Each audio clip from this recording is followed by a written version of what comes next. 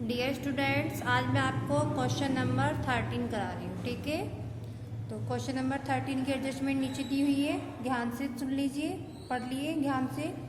अंतिम रहते का मूल्यांकन 31 दिसंबर 2007 को 12,000 रुपये था, मतलब क्लोजिंग स्टॉक दिया हुआ है। ठीक है, मशीनरी पर 1,000 रुपये का हिरास लगाना है, 1,000 रुपये मशीनरी पर डैप लगाना है। 5% की पूंजी पर ब्याज के लिए प्रावधान करना है, मतलब इंटरेस्ट निकालना है 5% कैपिटल पे। मरम्मत के 100 रुपये देना बाकी है, मतलब देना बाकी है, ये हमारा आउटस्टैंडिंग है। क्लियर? ये मैंने आपको एडजस्टमेंट आपको पढ़ के बता दी है। चलिए अब क्वेश्चन स्टार्ट करते हैं। देखिए क्वेश्चन की स्टार्टिंग में क्या दिया है हमको, मशीनरी। तो मशीनरी हमारा डैप है, डैप बोला है हमने, इसलिए हमने इस पर टिक कर लिए है। मशीनरी पे, पूंजी पे और मरम्मत पे, ये तीनों हमारी एडजस्टमेंट के टॉपिक है। तो फर्स्ट टॉपिक हमारे इसमें क्या है, मशीनरी। मशीनरी हमारी कितने की है, 16,000 की। अब 16,000 की मशीनरी को हम इसमें नोट करेंगे। एसेट साइड जाती है हमारी मशीनरी,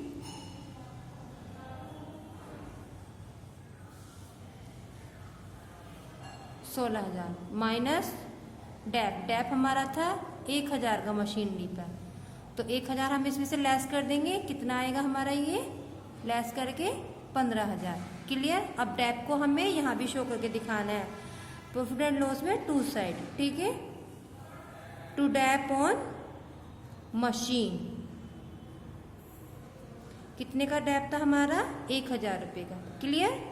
अब देखिए नेक्स्ट पॉइंट पर आ जाइए, देनदार। ये क्या है हमारा, डेटर्स। डेटर्स हमारा जाएगा एसेट्स में।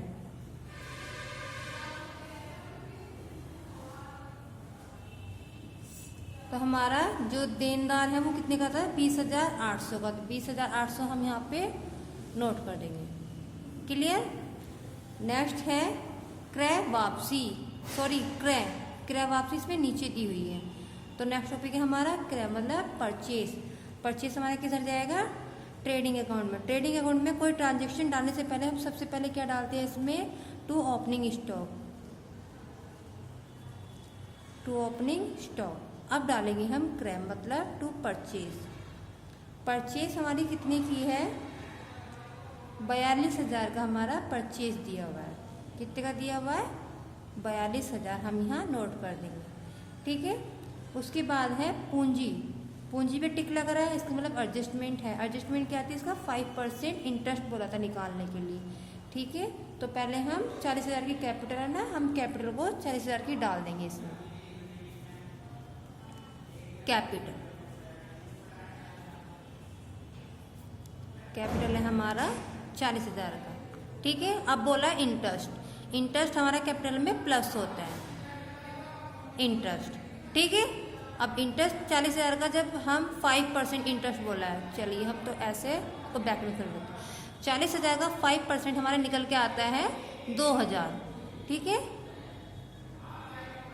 अब जो हमारा 2,000 निकल के आया उसको हम प्लस करेंगे कैपिटल में, तो हमारा कितना आ जाएगा, 42,000। ठीक है, इस इंटरेस्ट को हम प्रॉफिट एंड लॉस में टू साइड शो करेंगे, टू इंटरेस्ट ऑन कैपिटल। कितने का आया था हमारा, 2,000 का हमारा इंटरेस्ट निकल के आता है। क्लियर? चलिए नेक्स्ट टॉपिक हमारा पूंजी हो चुका है। अब आया हमारा क्रय वापसी। क्रय वापसी हमारा क्या होगा, परचेस में से माइनस होगा, माइनस रिटर्न। क्रय वापसी हमारी कितने की है, 4800 की। तो हम क्या करेंगे, 4,800 हम इसको लेस कर देंगे। लेस करके हमारा कितना आ जाएगा, 37,200।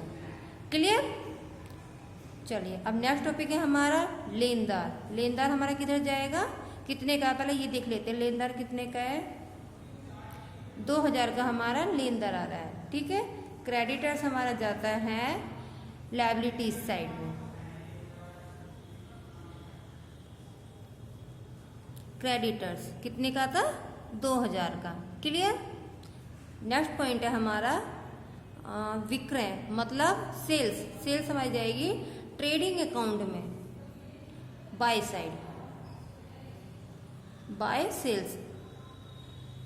सेल्स कितने की थी हमारी 65,600, 65,600। ठीक है, अमाउंट हमने अंदर इसलिए लिखी है क्योंकि हमें अभी रिटर्न भी दिया हुआ है इस क्वेश्चन में। ठीक है, चलिए नेक्स्ट है हमारी विक्रय हो गया। अब है मजदूरी मतलब वेजिस। वेजिस हमारी जाएगी ट्रेडिंग में टू साइड,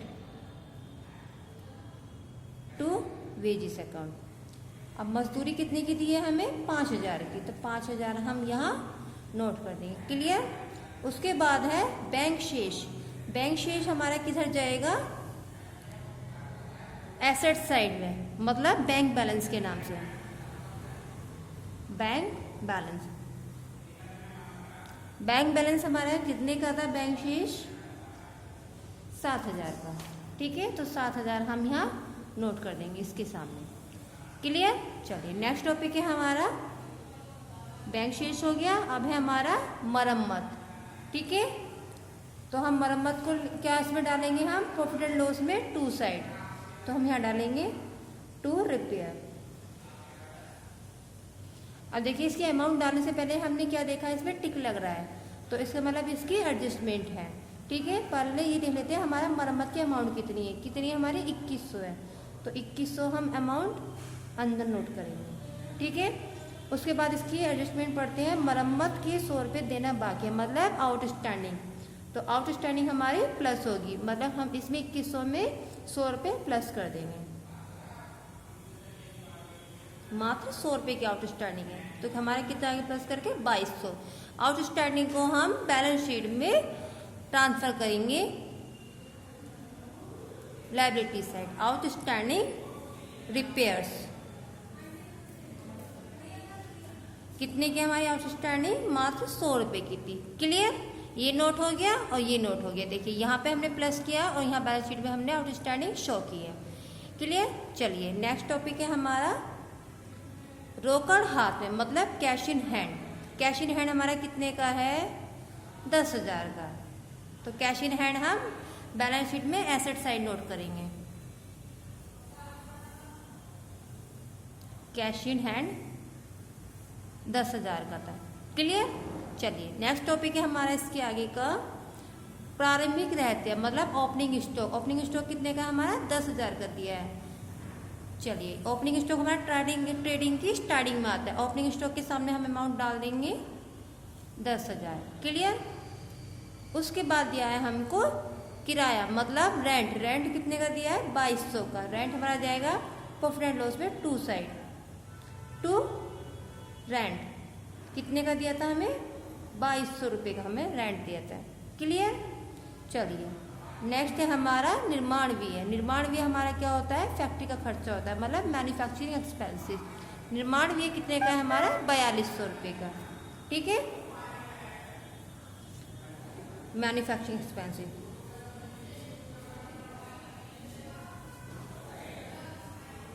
मैन्युफैक्चरिंग एक्सपेंसेस कितने का है हमारा निर्माण व्यय 4200 रुपये का। हम 4200 रुपये यहाँ पे नोट कर देंगे।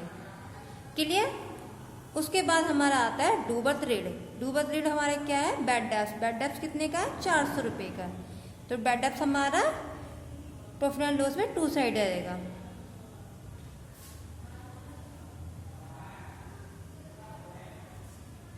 मात्र 400 रुपये। क्लियर। डूबत ऋण के बाद हमारा क्या आता है ढुलाई, मतलब कैरिज। कैरिज कितनी है हमारे 300 की। कैरिज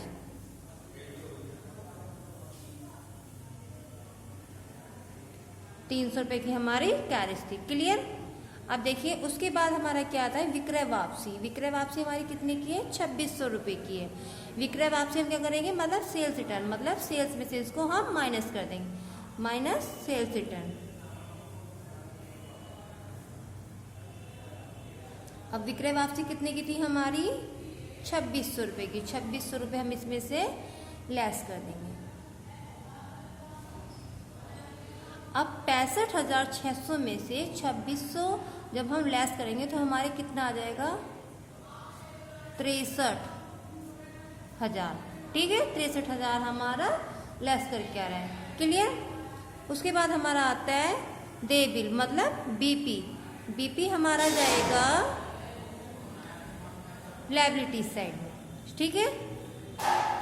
बीपी हमारा क्या होता है, पेबल, मतलब दायित्व तो हमारा सर जाता है लायबिलिटी साइड में। बीपी तो हमारा 3000 का मात्र, ठीक है। अब नेक्स्ट टॉपिक है फिर हमारा ऋण, कितने का, 7200 का। तो ये क्या है हमारा लोन, ये भी हमारा दायित्व है, इसको भी हम लायबिलिटी साइड करेंगे। लोन कितने का था हमारा, 7200 का। क्लियर। अब देखिए क्वेश्चन में जितनी भी ट्रांजैक्शन थी वो हमने अकाउंट में नोट करके आपको बता दिया है। उसके बाद आपकी एडजस्टमेंट भी मैंने सॉल्व करा दी है सारी, लेकिन फर्स्ट एडजस्टमेंट आपकी रह गई है। वो क्या है, अंतिम रहत्य का मूल्यांकन 31 दिसंबर 2007 को 12,000 रुपये था, ठीक है। तो ये क्या है हमारा क्लोजिंग स्टॉक। क्लोजिंग स्टॉक का भी लेखा हम 2 जगह करेंगे। पहले हम करेंगे ट्रेडिंग अकाउंट में by side, by closing stock 12,000, ठीक है। फिर नेक्स्ट लेखा करेंगे इसका हम एसेट्स में, क्लोजिंग स्टॉक कितने का आया था हमारा क्लोजिंग स्टॉक, 12,000 का। क्लियर। अब देखिए क्वेश्चन में जितनी भी ट्रांजैक्शन थी वो कंप्लीट हो चुकी है, ठीक है। अब हमें निकालना है आंसर। आंसर निकालने के लिए हम पहले दोनों side equal equal line draw करेंगे, ठीक है। अब इसका हम टोटल करेंगे। इसका टोटल हमारा कितना आ रहा है, 75,000। अब 75,000 में ये वाला टोटल हम लेस कर देंगे। लेस करके हमारा टोटल जो आएगा वो कितना आएगा हमारा 18,300 आएगा, ठीक है। ये हमारे किस नाम से आ रहा है, टू ग्रॉस प्रॉफिट।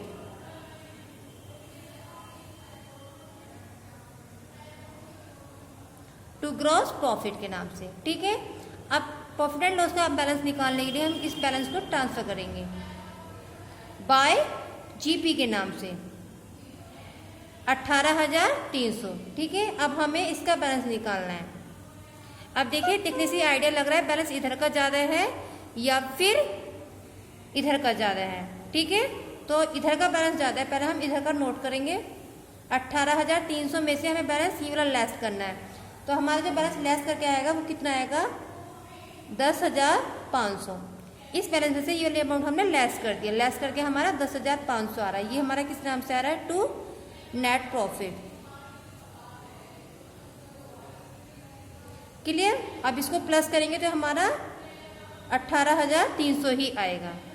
अब बैलेंस शीट का आंसर निकालते हैं। नेट प्रॉफिट को हम बैलेंस शीट में लेके जाएंगे, हम इसको प्लस करेंगे, plus net profit. Net profit कितना आया था हमारा, 10,500। इसको हम इसमें प्लस कर देंगे, ठीक है। देखिए 00524115 मतलब 52,500 प्लस करके हमारा ये आ रहा है। अब हम इसका हम बैलेंस करेंगे दोनों साइड का। अब देखिए हम इधर का नोट करेंगे बैलेंस, तो हमारा आएगा 64,800। और इधर का भी हम यदि बैलेंस करते हैं सारा, प्लस करते हैं इन सारी अमाउंट को, तो हम ये भी हमारा 64,800 आ रहा है। देखिए ये अब इस क्वेश्चन में बैलेंस शीट का आंसर इक्वल आ गया है, तो समझिए हमारा क्वेश्चन पूरा कंप्लीट हुआ है। सॉरी यहाँ पर मैं अमाउंट लिखना भूल गई हूँ। चलिए यहाँ मैं नोट कर देती हूँ। इसका भी हमारा बैलेंस 75,000 आएगा, ठीक है। ये वाला प्लस करके 75,000 आएगा ये वाली अमाउंट हमारी। अब ये क्वेश्चंस कंप्लीट हो गया है आपका।